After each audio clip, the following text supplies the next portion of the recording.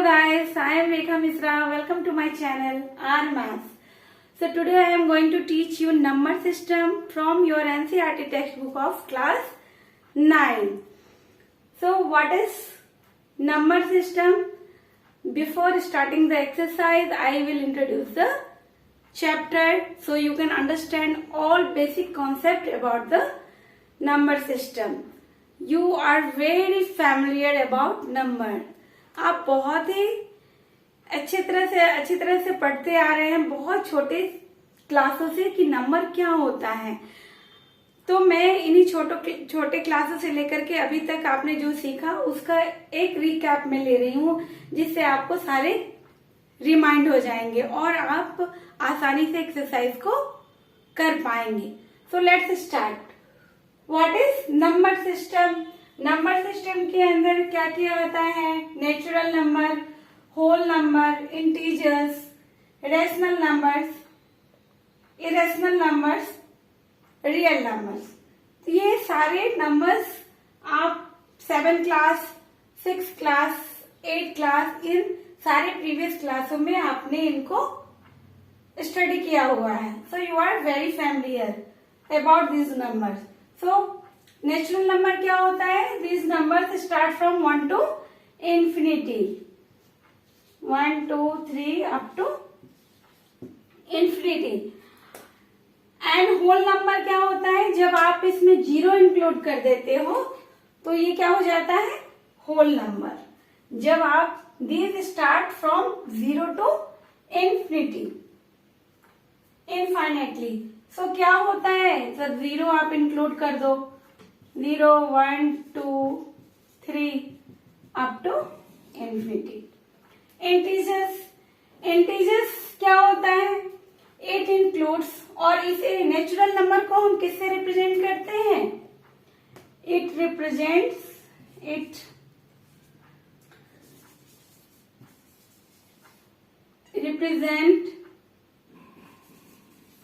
Bye N, capital N. और whole number को हम W से रिप्रेजेंट करते हैं। होल नंबर्स को हम क्या करते हैं? W से रिप्रेजेंट करते हैं। ये हो गया W।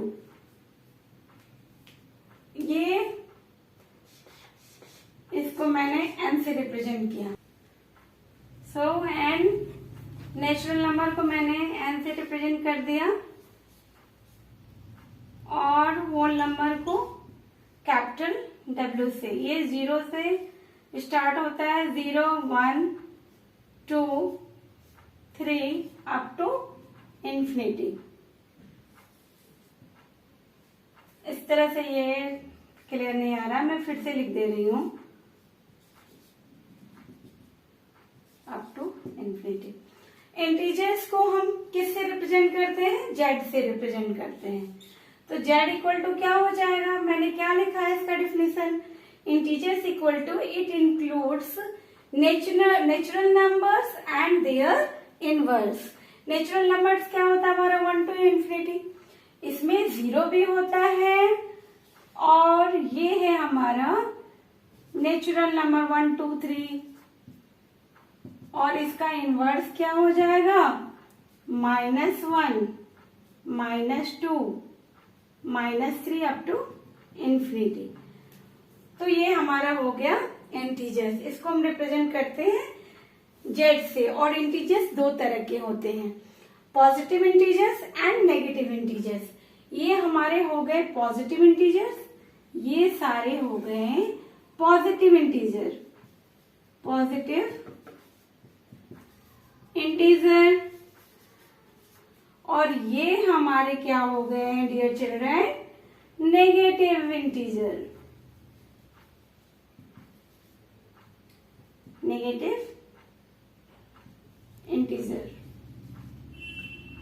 और 0 भी चिल्ड्रन, ये तो neither positive nor negative, still it is integer. ये पॉजिटिव और नेगेटिव नहीं होने के बाद भी हमारा क्या है?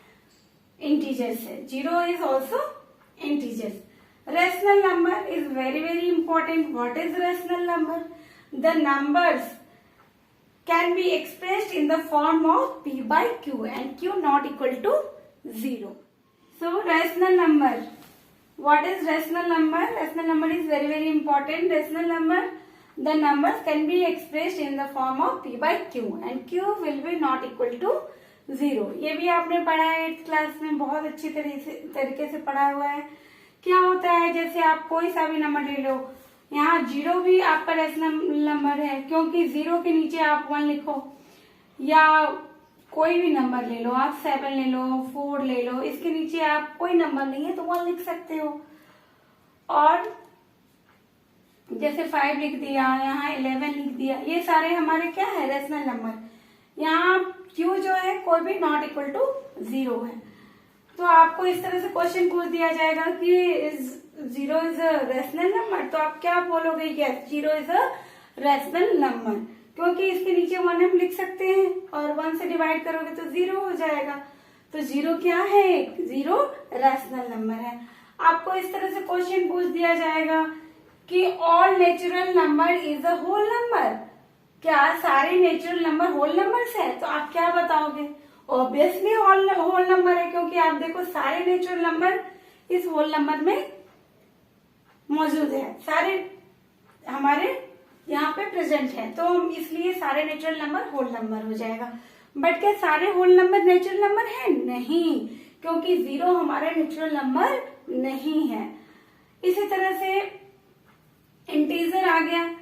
इंटीजर में आपको पूछा जाएगा क्या इंटीजर होल नंबर है, नहीं, इंटीजर होल नंबर नहीं होता है, क्योंकि होल नंबर बस पॉजिटिव इंटीजर जो है होल नंबर होता है, but negative integer whole number नहीं होता है.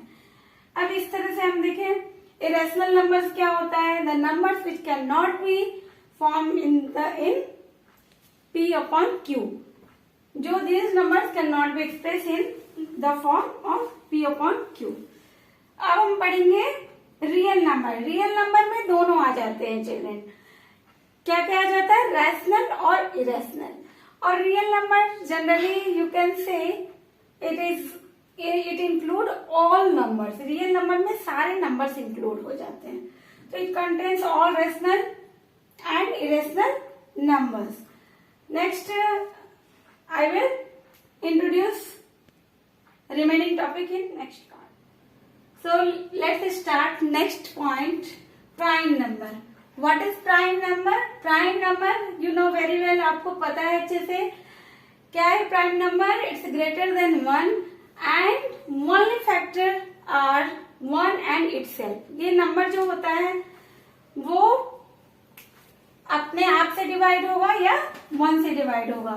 जैसे मैंने एग्जांपल ले लिया, सबसे स्मॉलेस्ट प्राइम नंबर क्या होता है, 2, 5, 7 एक्सेट्रा. इस तरह से कितने सारे हमारे प्राइम नंबर हैं जो कि आपको अच्छे से पता है. अब कंपोजिट नंबर्स क्या होता है, numbers which have more than 2 factors, जिसके 2 या 2 से अधिक फैक्टर होते हैं, वो क्या होता है, कंपोजिट नंबर.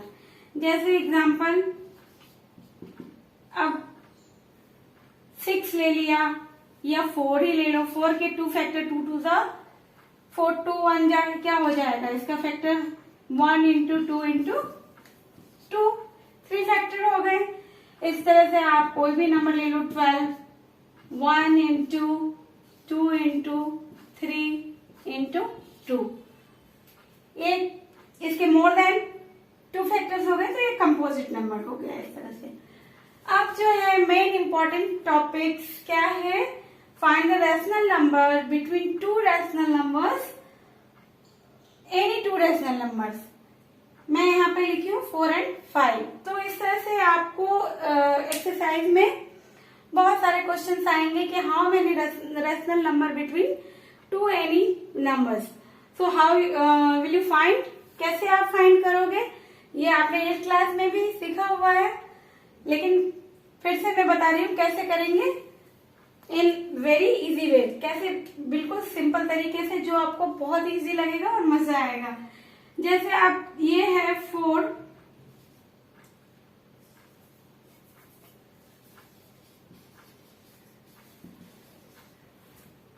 4, अब आप कहोगे 4 कैसे रेशनल नंबर है, तो इसके नीचे क्या है 4/1 लिख सकते हैं हम, एंड क्या है 5/1। अब हम क्या करते हैं, इसमें आपको डिनोमिनेटर सेम करना है और ऐसे नंबर से मल्टीप्लाई करो कि दोनों का डिनोमिनेटर सेम आए और आपको नंबर भी आ जाए। अब सपोज यहाँ पे क्या है, find the rational number between 2 rational number, ये अब इसके बीच में आपको 5 रेशनल नंबर फाइंड आउट करना है या 3 करना है। तो आप अगर क्या करो, इसको सबसे इजीएस्ट मेथड होता है कि अगर आपको मोर देन तो 10 से अगर ऊपर नीचे आप मल्टीप्लाई कर दोगे ना, तो आपको बहुत सारे रेशनल नंबर मिल जाएंगे बिटवीन, और जितना आपको पूछेगा आप उसे आसानी से लिख सकते हो। तो अब यहाँ पे हमें पता नहीं है, लेकिन जनरली आप वही करना, इसको 10 से मल्टीप्लाई कर देना, डिनोमिनेटर और न्यूमरेटर दोनों को। अब ये आप कर सकते हो ना, ये 10 से 10 कैंसिल हो गया, सॉरी यहाँ 1 आएगा, क्या बचा वापिस हमारा 4 ही बचा। So we can write here, हम लिख सकते हैं यहाँ पे। करिए, फिर हम क्या करेंगे इसे, तो इस तरह से हम मल्टीप्लाई कर देते हैं 4 into 10, 1/10, 1 into 10, एंड इसको भी आप कीजिए, डिनोमिनेटर हमारा सेम होना चाहिए, 1 into 10। तो ये हमारा क्या आ जाएगा, मैं इसको रब करती हूँ। सो अब हम इसे कैसे करेंगे, मल्टीप्लाई करके क्या आएगा हमारा 4 10 जा 40/10 एंड 5 10 जा 50/10। तो हमारा डिनोमिनेटर सेम है, तो हमारे इसके बीच में कितने नंबर्स आ गए, 41/10, 42/10, 43/10, ऐसे करके आप लिख सकते हो कितना 50/10 तक जो भी आएगा इसके बीच में। सो ये सबसे इजीएस्ट प्रोसेस मैंने आपको बताया कि 2 रेशनल नंबर के बीच में आप कैसे फाइंड आउट करोगे मैनी रेशनल नंबर, जो भी जितना भी आपको पूछा जाएगा। नेक्स्ट अब मैं आपको इरेशनल नंबर के बारे में बताई हूँ और फिर से मैं बता रही हूँ। इरेशनल नंबर क्या होता है, इरेशनल नंबर मैंने बताया आपको कि which number will not form in the p/q, p/q के टर्म में नहीं रहेगा, वो क्या होता है इरेशनल नंबर। जैसे आप एग्जांपल ले लो √2, √3 और √5, √7 एक्सेट्रा। अब ये तो है, अगर रूट में भी it should not be complete root, ये कंप्लीट रूट नहीं होना चाहिए।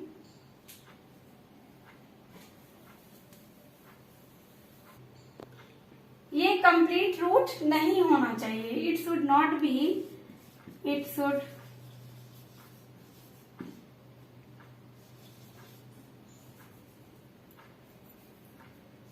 not be complete root, that means complete root, that means अगर √4 है तो ये इरेशनल नंबर नहीं है, अगर √9 है तो ये नहीं है।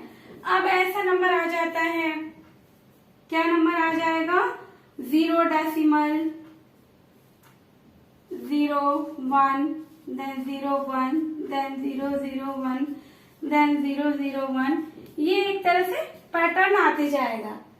तो ये भी हो गया हमारा इरेशनल नंबर, ये भी हो गया इरेशनल नंबर। अब आती है बात कि इसे नंबर लाइन पे हम कैसे रिप्रेजेंट करेंगे। आपको एक्सरसाइज में दे दिया रहेगा कि how will you plot irrational number on numbers line. So अब मैं बताने जा रही हूँ इरेशनल नंबर को कैसे प्लॉट करेंगे नंबर लाइन में। सपोज एग्जांपल ले लिया, प्लॉटिंग द फॉलोइंग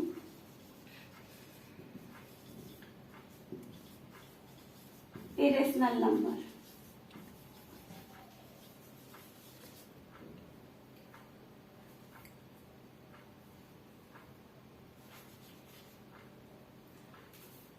क्या होगा चिल्ड्रन? जैसे √2 हो गया, √3 हो गया, √5, ये मेनली इंपॉर्टेंट है और ये बार बार क्वेश्चन एग्जाम में आते हैं children. So how will you do it? इसे हम सॉल्व करेंगे with the help of Pythagoras theorem. आपने पढ़ा होगा अपने छोटे क्लासों में पाइथागोरस थ्योरम, और मैं इसे फिर से आपको एक बार रिमाइंड करा देती हूँ। आखिर होता क्या है ये पाइथागोरस थ्योरम? एक राइट एंगल ट्रायंगल आप ले लो, ये राइट एंगल ट्रायंगल, इसे हम क्या कहते हैं? हाइपोटेनस कहते हैं, जिसे हम एच से रिप्रेजेंट करते हैं। ये हमारा हो गया परपेंडिकुलर और ये क्या हो गया? बेस हो गया। तो पाइथागोरस थ्योरम क्या होता है?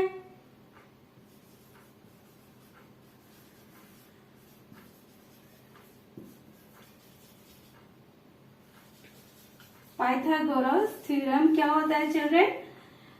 हाइपोटेनस का स्क्वायर इक्वल टू परपेंडिकुलर का स्क्वायर प्लस बेस का square. Is that clear? I hope you have remember now. अब आपको याद आ गया होगा क्या होता है पाइथागोरस थ्योरम। तो इसी के हेल्प से हम इसको प्लॉटिंग करेंगे। कैसे करेंगे? एक नंबर लाइन ड्रॉ किया मैंने, और यहाँ पे आप पता है ये 0 होता है, फिर यहाँ मैंने ले लिया 1 2 -1 -2। अब 2 को हमें प्लॉट करना है नंबर्स लाइन पे। कैसे करेंगे चिल्ड्रन? इसे √2 को हम कैसे लिख सकते हैं? हम 1 का स्क्वायर प्लस 1 का स्क्वायर लिख सकते हैं अंडर रूट। 1 का स्क्वायर 1 आएगा प्लस 1 का स्क्वायर 1 आएगा, दोनों को ऐड करेंगे तो क्या आ गया? 2। सो √2 को we can write in this way also.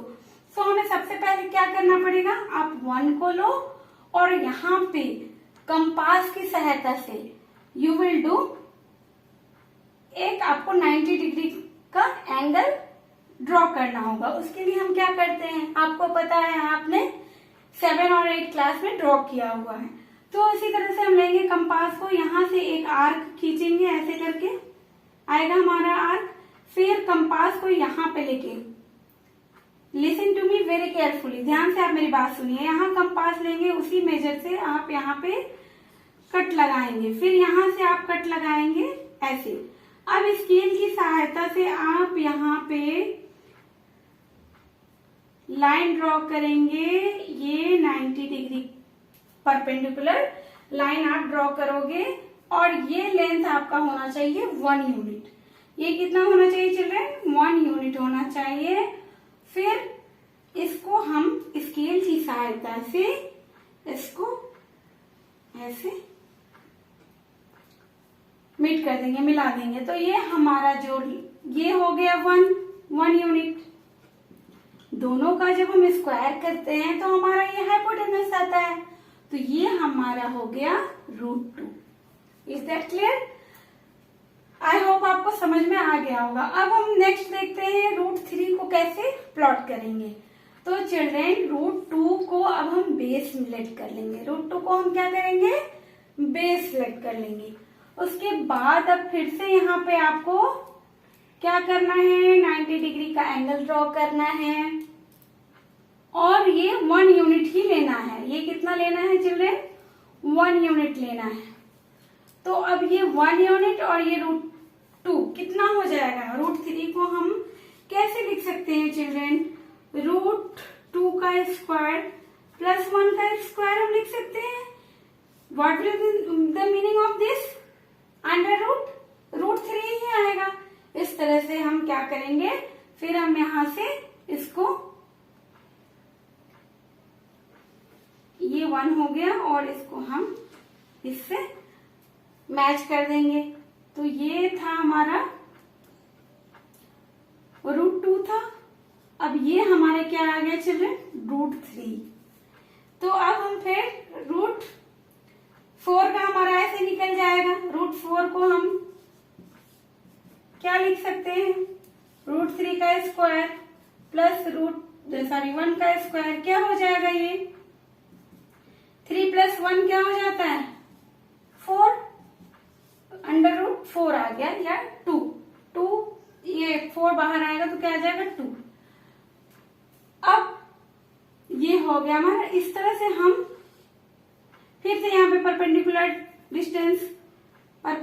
Draw करेंगे और ये हम ले लेंगे 1 यूनिट और ये हमारा फिर से हो जाएगा, ये परपेंडिकुलर लेना है चिल्ड्रन,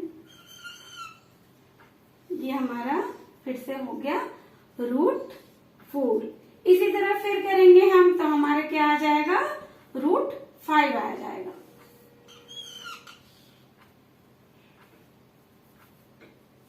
आप स्केल की सहायता से अच्छे से करना, कोई मिस्टेक नहीं होगा। ये आ जाएगा √5। इस तरह से हम नंबर लाइन पे रेशनल नंबर को कैसे ड्रॉ करेंगे हमने सीखा। अब next I will explain next topic in next part. So let's start next topic which is decimal expansion. So what is decimal expansion, क्या होता है डेसिमल एक्सपेंशन, जब हम किसी नंबर को डिवाइड करते हैं और वो डेसिमल में आ जाता है और वो बढ़ते जाता है डेसिमल के बाद वाला number, that is called expansion. और वो अगर रिपीट करता है नंबर डेसिमल के बाद, अगर कोई नंबर रिपीट करता है तो उसे हम कहते हैं, मीन्स वो कटता नहीं है, उसका जो रिमाइंडर 0 नहीं आता है, तो उसे हम क्या कहेंगे नॉन टर्मिनेटिंग रेकरिंग कहेंगे। और जो कट जाता है, एक ऐसा सिचुएशन आता है कि कट जाता है, उसे हम क्या कहेंगे टर्मिनेटिंग। अब जैसे इसे हम डिवाइड करते हैं, इसे मैंने डिवाइड किया, एग्जांपल ले लिया मैंने, 36 को डिवाइड करेंगे 100 से। अब ये तो नहीं डिवाइड होगा, यहाँ डेसिमल पुट करेंगे, 0 लिख देते हैं इसके पहले डेसिमल। अब यहाँ पे जब मैंने डेसिमल दिया, यहाँ पे हम 0 लिख सकते हैं। तो 100 3 जा 300 माइनस करेंगे क्या आएगा 60, ये कैंसिल हो गया। फिर यहाँ पे हम 0 एक्सपेंड कर सकते हैं, 0 एक्सपेंड करके अब ये हमारा क्या हो जाएगा कैंसिल हो जाएगा, 100 6 जा 600, तो ये हमारा रिमाइंडर क्या आ गया 0 आ गया। That's why it is terminating decimal expansion. ये क्या हो गया, it is terminating decimal expansion. और नॉन टर्मिनेटिंग में क्या होता है, non terminating recurring decimal expansion क्या होता है चिल्ड्रन, 11 से हम डिवाइड करो 1 को, 1 तो डिवाइड होगा नहीं। अभी मैंने क्या लिखा 0 डेसिमल 0, अब 0 फिर 0 और कम है तो एक 0 मैं यहाँ पे रखूंगी, फिर 0 इसको एक्सपेंड कर दिया और एक 0 बढ़ा दिया। अभी 11 9 जा 99 हम लिख सकते हैं। अब इसे माइनस करो आप, 10 में से 9 गया 1 और यहाँ पे क्या बचा 9 में से 9 गया 0, यहाँ वापस 1 आ गया। फिर हम क्या करेंगे 0, फिर नहीं जाएगा, फिर ये 0, फिर यहाँ 0 एक्सटेंड कर दिए, फिर 11 9 जा 99, वापस हमारा क्या आ गया चिल्ड्रन 1 आ गया। इस तरह से ये हमारा टर्म आते जाएगा, तो ये टर्म कभी खत्म नहीं होगा, तो that is called non terminating recurring. अब इसमें एक ध्यान देने वाली बात है कि इस तरह का जो डेसिमल एक्सपेंशन होता है वो रेशनल नंबर भी होता है। दैट मीन्स रेशनल नंबर क्या होता है, अगर रेशनल नंबर हो सकता है, rational number terminating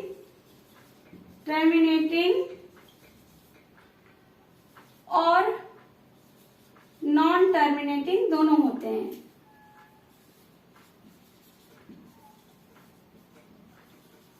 non terminating recurring,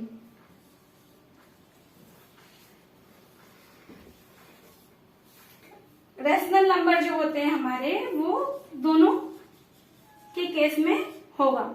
जैसे आपको ये क्वेश्चन आ सकता है कि इज इट रेशनल नंबर और ऐसे आपको दे देगा इस तरह से करके रेकरिंग पुट करके। रेकरिंग का कैसे होता है चिल्ड्रन, अब जैसे ये है इसको हम क्या लिख सकते हैं रेकरिंग डाल करके 0 0 9 बार बार आ रहा है ना, दैट मीन्स ये हो गया रेकरिंग का साइन।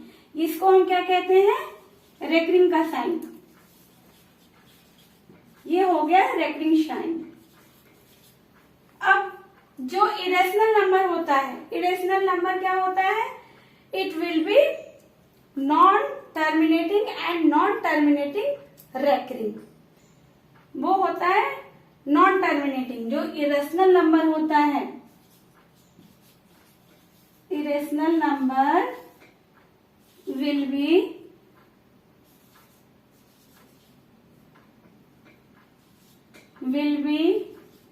non-terminating and non-recurring।